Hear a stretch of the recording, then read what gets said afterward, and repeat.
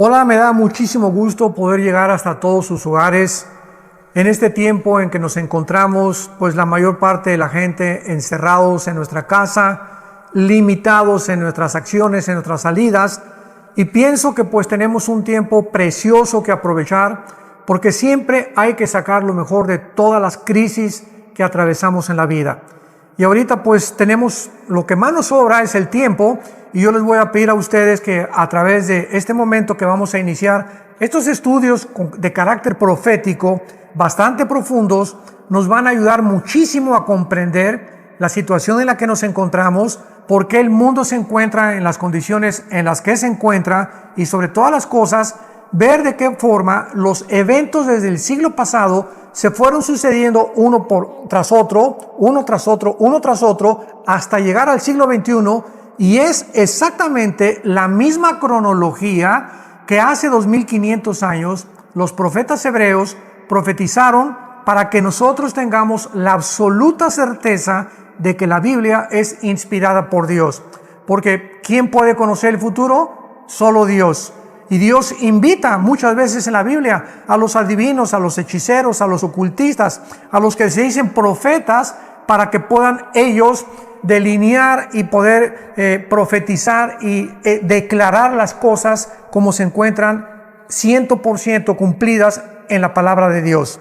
Vamos a iniciar esta serie de estudios con un panorama geopolítico internacional que nos va a proporcionar las herramientas para que nosotros podamos de aquí en adelante ir comprendiendo que la Biblia es más moderna que el periódico de mañana en la mañana, y más moderna que las noticias que aparecen todos los días por la televisión y los medios masivos y las redes sociales.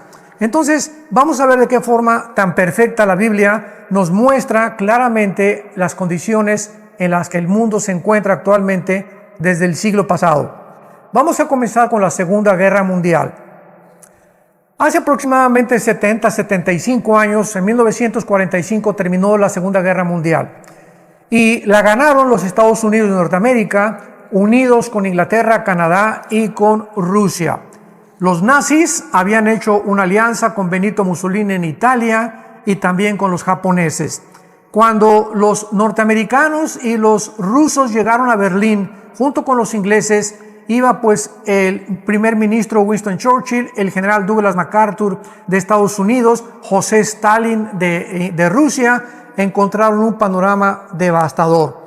Más de 6 millones de judíos habían muerto a manos de los nazis, de experimentos también disque genéticos de los nazis, y pues esto conmovió completamente la sociedad, y de ahí en adelante los Estados Unidos de Norteamérica se levantaron, surgieron con la supremacía política, militar y económica. Entonces, durante todo este tiempo Estados Unidos permaneció con la ideología de la democracia, y el modelo de la democracia fue absorbido por la mayor parte de las naciones. Y llegamos a 1950-52, cuando la Unión de Repúblicas Socialistas Soviéticas, conocida actualmente como Rusia, comienza la competencia con Estados Unidos en el siglo pasado por el control del mundo. Tenemos que entender esto. Jesucristo había establecido hace 2000 años que la mayor parte de los gobernantes tienen la intención de gobernar, de controlar, de dominar, de empoderarse del mundo entero. Y este ha sido el sueño de Alejandro el Magno, de Aníbal, de Napoleón Bonaparte, etcétera, etcétera, y de todos los grandes conquistadores que la historia nos puede describir. Entonces, Rusia entra en competencia en 1950-52 con Estados Unidos, fabricando la bomba de hidrógeno. Y de ahí en adelante comienza el mundo a percibir una guerra que se consideró como la Guerra Fría. ¿Por qué Guerra Fría? Porque no hubo ninguna confrontación armada ni militar. Fue una guerra de competencia en la que cada uno estaba amenazando al otro, hasta que llegamos a 1962, cuando el presidente John Kennedy de Estados Unidos descubre que en Cuba había cantidad de misiles rusos apuntando a Estados Unidos. Esta crisis estuvo a punto de desatar otra tercera guerra mundial o la próxima guerra mundial que podría el mundo percibir. Gracias a Dios que en aquel entonces el primer ministro de Rusia, Nikita Khrushchev, hace caso de las advertencias de Estados Unidos, ve la decisión del presidente Kennedy, sacan los misiles y se acaba completamente esa amenaza. Hasta 1989, cuando el mundo puede ser testigo de la caída de la ideología del comunismo. El muro de Berlín, que separaba a la Alemania oriental de la Alemania occidental, es derribado. El presidente de Estados Unidos en aquel entonces, Ronald Reagan, comienza a festejar y a celebrar porque anteriormente ya había amenazado a Khrushchev que ese muro no podía ya dividir a Europa occidental de la Europa oriental. Así que tenemos ya de la caída del comunismo que durante todo ese tiempo, pues los países que hicieron, los que estaban siguiendo toda la doctrina y la ideología de Karl Marx y de Federico Engels, y que le llevó a la práctica Lenin en 1917 con la revolución bolchevique, pues se vieron completamente hundidos. Ya no sabían qué tipo de ideología establecer, qué tipo de gobierno hacer. Y así vemos que esto permaneció hasta la entrada del siglo XXI, donde nos encontramos actualmente. En el siglo XXI, un hombre que fue jefe de la KGB, que es la sociedad secreta de la policía rusa, llamada Vladimir Putin, comienza a levantar otra vez a Rusia con el sueño de volver otra vez a resucitar de las cenizas el comunismo, pero ya no mezclado realmente con la ideología atea, humanitaria, evolucionista, que fueron las bases del comunismo. Entonces Putin comienza a levantar a Rusia poco a poco, pero en el año 2001, el 11 de septiembre, Estados Unidos sufre el primer ataque terrorista de la historia. Este ataque, que derrumba las dos Torres Gemelas en la ciudad de Nueva York, matando a casi 3,000 personas, ocasionó que Estados Unidos abriera los ojos y se diera cuenta que había una hendidura, un hueco en su sistema defensivo y que eran vulnerables y que no podían ellos seguir creyendo que eran invencibles. Esto hizo reaccionar al presidente en aquel entonces, George Bush, para que pudiera entender que por primera vez el mundo entraba en una guerra contra el terror. El terror provocado en aquel tiempo en este ataque por 19 terroristas radicales del Islam que se propusieron secuestrar 4 aviones, 2 lo estrellaron contra las torres, otro iba dirigido a la Casa Blanca. En Pensilvania, el estado de Pensilvania, Estados Unidos, fue detenido por los pasajeros. Héroes se les puede considerar, valientes, que impidieron que los terroristas lo llevaran a la Casa Blanca. Y el otro que fue dirigido al Pentágono, que es el centro militar más importante de Estados Unidos. Y de ahí vemos nosotros, después de este ataque terrorista, la caída de la bolsa de valores en el 2008 en 777 puntos. Con esto quiero irlos llevando para que veamos claramente la Segunda Guerra Mundial, el surgimiento de Rusia, la caída del comunismo, el resurgimiento de Rusia. Ahora entra la economía, que cae la bolsa de valores, que desde 1930 con la Gran Depresión no había sucedido, aunque no fue lo mismo que la Gran Depresión. Pero en 2008 descubrimos cientos de empresarios y de billonarios quitarse la vida. Qué impresionante que fue el primer impacto económico que en este siglo el mundo ha tenido. Y después de esto entramos nosotros al año 2015, estamos hablando de casi 6-7 años después de la caída de la bolsa, con un grupo terrorista islámico, otra vez islámico, en el Medio Oriente, que se llamó el ISIS, que estaban tratando de unir a Irak con Siria para formar otra vez el califato de los otomanos. El califa es el líder o el jefe del grupo islámico que gobernó casi 450 años el Imperio Otomano y que en 1923 fueron derrotados por los ingleses. Entonces, desde 1923 hasta el 2015, el Islam nunca había soñado ni creído que podían otra vez gobernar el mundo y apoderarse más que nada del petróleo del Medio Oriente. Bueno, este grupo de ISIS fue combatido por Rusia, lo sabemos. Estados Unidos mandó también bastantes ataques militares. Aparentemente hasta este momento el grupo de ISIS ha desaparecido, porque este grupo fue formado por todos los generales sobrevivientes de Saddam Hussein. Cuando en la guerra del Golfo Pérsico 1990-91, el papá Bush sacó a Saddam Hussein de Kuwait, que quería apoderarse del petróleo de Kuwait. Pues después se escondió Saddam Hussein, lo encontraron en un hoyo de 2 o 3 metros con lleno de piojos en la barba. Los mismos iraquíes lo juzgaron y lo ahorcaron, y el Islam permanecía completamente, pues ahora sí que semidormido. Entonces, esto es importante porque vamos a ver claramente en todos estos estudios de qué forma la Biblia profetiza que el Islam volverá a resurgir antes de que Cristo venga, y que las naciones que Cristo venga a juzgar antes de que Él venga van a ser en su 95% islámicas. Así que esto es importante para todos los estudiantes de la profecía, de la escatología, que consideremos.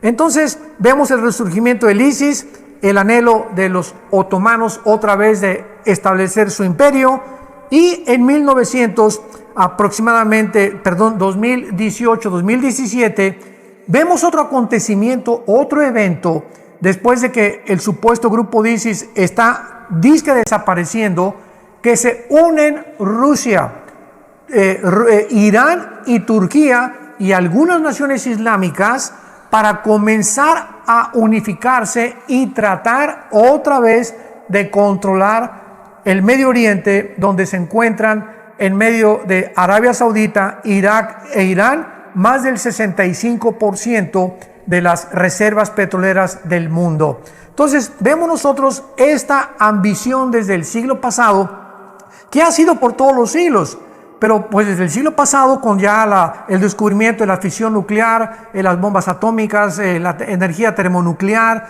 ahorita la impresionante tecnología cibernética que ha traído de cabeza al mundo. Tu computadora hace un año ya es obsoleta. Vemos cómo esto ha avanzado, y mientras más tecnología alcanzamos, mientras más conocimiento tiene el ser humano científico, tecnológico y militar, más peligra el ser humano o la humanidad para poder realmente colocarnos cerca de una forma absolutamente certera e inequívoca en una tercera guerra mundial, que es lo que profetiza la Biblia.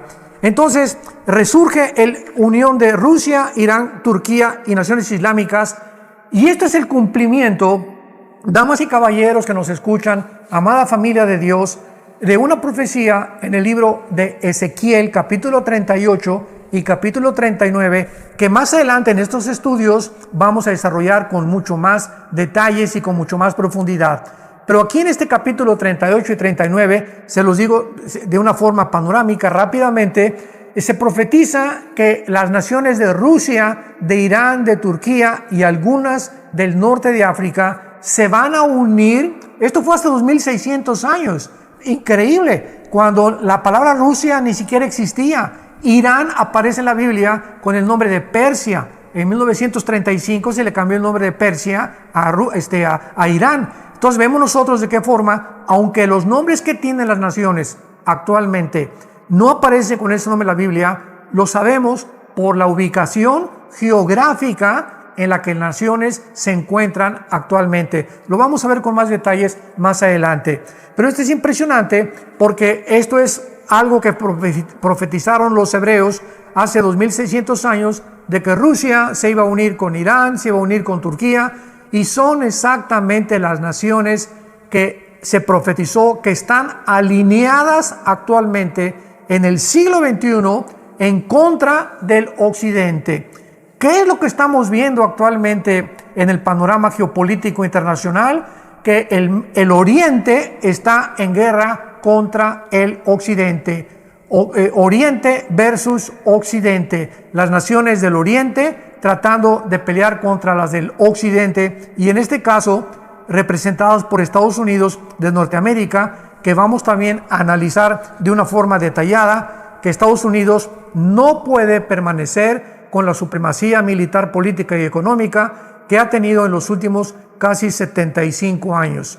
Entonces vamos a ver claramente de qué forma toda esta información que la encontramos en la Biblia nos va a ayudar profundamente para afianzar nuestra fe, para estar seguros que las cosas que están escritas se van a cumplir y que tal como Jesucristo lo profetizó, tiene que llegar a una culminación. A continuación vemos, después del 2015, lo que estamos viendo actualmente y que tal vez ha provocado esta famosa infección del famoso coronavirus. Comienza China a competir comercialmente con Estados Unidos. Estados Unidos comienza a darse cuenta que ya en California, escuchen lo que les voy a decir, en California los chinos ya casi están comprando completamente los puertos de California. Esto es inconcebible. Y la mayor parte ahorita de las fábricas que hay en California están bajo los asiáticos.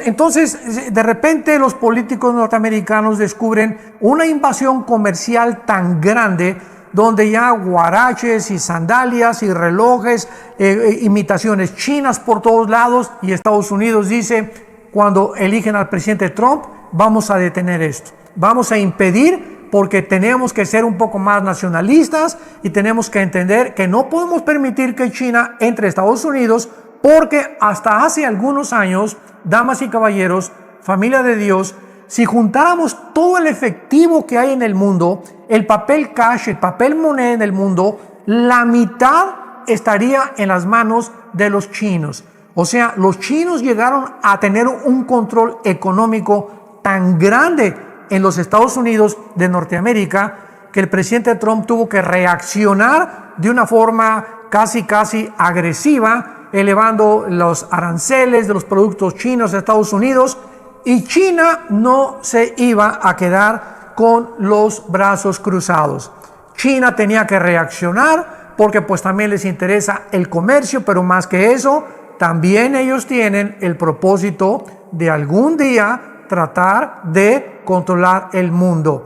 Aunque la Biblia nos profetiza que los chinos aparecen nada más en Apocalipsis capítulo 16 como los reyes del oriente, que se van a unir en Israel en la batalla del Armagedón o en la Tercera Guerra Mundial para tratar de destruir a Israel.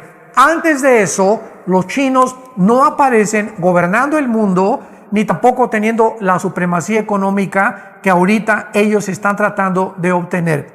Entonces, esto es lo que ha provocado, ¿verdad?, que pues hayan reaccionado de maneras tan agresivas. Irán es otra nación, ¿verdad?, que odia a Israel, odia a los Estados Unidos, con una alianza con Rusia, repito, y con Turquía también. El presidente Erdogan de Turquía también ha declarado que odia a Israel, a los cristianos, etcétera, etcétera.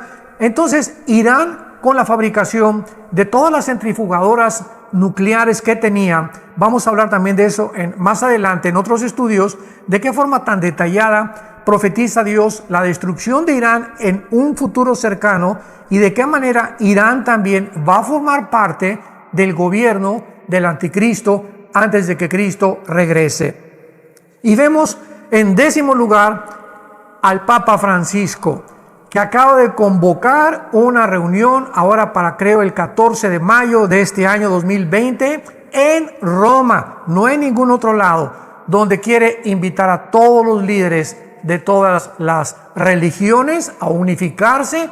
¿Y qué es lo que la Biblia menciona al respecto? Bueno, en Apocalipsis capítulo 13, en Apocalipsis capítulo 17, la Biblia profetizó hace 2000 años que el anticristo iba a necesitar a un líder religioso. En Apocalipsis 13 se menciona a este líder con cuernos de borrego, con boca de dragón, o sea, con una apariencia de paz, con una apariencia supuesta de santidad, pero con un corazón malo, con el propósito de controlar a través de la economía y de la religión al mundo entero. Entonces, estos eventos y estos movimientos geopolíticos que estamos viniendo y observando desde el siglo pasado nos muestran claramente la cercanía en la cual nos encontramos en la última generación. Amada familia de Dios, estamos en un tiempo precioso donde ahorita Dios estamos teniendo el tiempo, vuelvo a recordarles lo que al principio ahorita les recordé. Tenemos el tiempo de venir a la Biblia, de estudiar la Biblia, de abrir las Escrituras, de darnos cuenta los tesoros, las piedras preciosas tan maravillosas que existen en este libro, para que podamos abrir los ojos, porque no somos hijos de las tinieblas, somos hijos de la luz. No podemos andar en oscuridad. La Biblia dice: el que anda en oscuridad, confíe en Jehová, porque Él es nuestra luz. Luz está sembrada para nosotros y no tenemos por qué apurarse a nosotros el miedo, ni tampoco el temor, porque recordamos siempre esa ocasión de Cristo navegando con los discípulos en la barca, y de repente se levanta un viento y las olas entran a la barca de los discípulos, y Jesucristo, ¿en dónde se encontraba? Se encontraba en la popa del barco, dormido. Ahí estaba el Señor Jesús completamente dormido, completamente ausente del viento y lo que estaba sacudiendo la barca, simplemente porque Él sabía, ¿verdad?, que no hay nada absolutamente que lo iba a poder hacer reaccionar negativamente, porque Él traía un plan. Él sabía que iba a morir en una cruz y que antes nada podía impedir que Él cumpliera su misión. Y de la misma forma nosotros tenemos que entender esto: no hay nada que nos pueda arrebatar en la misión que Dios ha determinado para nuestras vidas. En nada va a abortar más que tú mismo. Si tú quieres abortar el plan de Dios, es por el pecado, por tu falta de arrepentimiento. Pero Jesucristo estaba dormido por la confianza y la fe que Él tenía en su Padre. Y esta es la razón por la cual, cuando lo despiertan los discípulos y creen que el barco ya está hundiéndose, ¿qué cosa les dice? ¿Por qué no tuvieron fe? En otras palabras, vamos a preguntarnos: ¿hubiera Jesucristo permitido que se inundara la barca? ¿Hubiera permitido Jesucristo que realmente la barca llegara a el agua hasta arriba y que se hundiera? Yo creo que sí. O sea, si ellos no hubieran despertado a Jesucristo, Jesús hubiera permitido, que se hunda la barca y que el agua les llegara hasta aquí, hasta el cuello. Y ahí, ya cuando les llegara al cuello, los iba a rescatar, para mostrarles que ellos, confiando en Él, no había nada que los podría separar de su amor y de su provisión y de su consuelo. Entonces, así pasa con nosotros. A veces sentimos que el agua nos llega hasta acá. No estamos ahogándonos, no nos vamos a ahogar. Vamos a salir de este problema, vamos a salir de esta pandemia. Dios tiene un propósito ahorita, está ahora sí que encerrándonos en nuestro corral, podríamos decir, como sus ovejas, para que Él nos muestre las maravillas de su poder. Este es el momento en el que nos dice: quietos, no hagan nada, porque de todas maneras no podemos hacer nada. No podemos, no está en nosotros la solución. Está fuera de nosotros si encuentran una vacuna, si no la encuentran, si el gobierno, si esto y el otro, si una teoría de conspiración. Nada de eso está en nuestras manos. Lo único que podemos hacer es estar quietos, orar, leer la palabra de Dios, y cuando Dios nos ve en esa quietud, y cuando Dios nos ve que estamos esperando que Él supla, y lo va a hacer de una forma sobrenatural, las cosas que creemos que ahorita nos faltan, es cuando permitimos que su poder entre en acción en nuestras vidas. La barca no se va a hundir, tu familia no se va a hundir. Confía en Jehová, entrégale completamente tu vida, entrégale completamente tu familia, porque poderoso es Dios para hacer que nosotros abunde toda gracia. Poderoso es para Él hacer que nosotros abunde toda gracia, a fin de que, teniendo siempre todas las cosas, todo lo suficiente, abundemos nosotros en buenas obras. Porque el que le da semilla al que siembra y el que le da pan al hambriento es el mismo que proveerá y suplirá lo que nos falta y aumentará los frutos de nuestra justicia.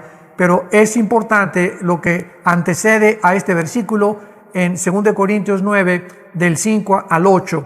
¿Por qué? Porque dice que no se puede recoger lo que no hemos sembrado. Ahorita vamos a recoger lo que hemos sembrado en el pasado. Si nosotros hemos sido avaros, si nosotros hemos sido ahora sí que egoístas y, ¿verdad?, con trabajos ofrendábamos a la obra de Dios, pues no esperemos recoger ahora, pero es el tiempo precisamente en el que vamos a recoger, porque nadie puede recoger lo que no ha sembrado. Y finalmente, pues entramos al desplome internacional actualmente del famoso coronavirus, que es un virus, ¿verdad? Es un enemigo invisible. Ya hemos tenido bastante información. Conforme avanzan los días, más información científica tienen los infectólogos, los dedicados a la virología, etcétera, etcétera. Y nos damos cuenta que este desplome internacional, en Estados Unidos, 3 millones de desempleos, 3 millones de personas que no tienen empleo. Y aquí no es como en México o en otras naciones de Latinoamérica. Aquí en Estados Unidos no hay sindicatos.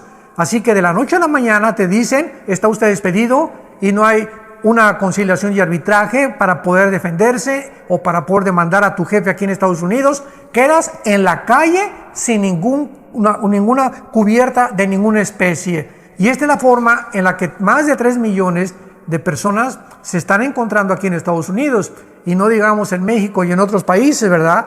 Pero ¿qué está ocasionando todo esto? Este desplome económico, el dólar está en 25 centavos y 25 centavos más, etcétera, etcétera. Nos está hablando que el mundo, y lo vamos a ver en los próximos estudios, se dirige a un orden económico internacional.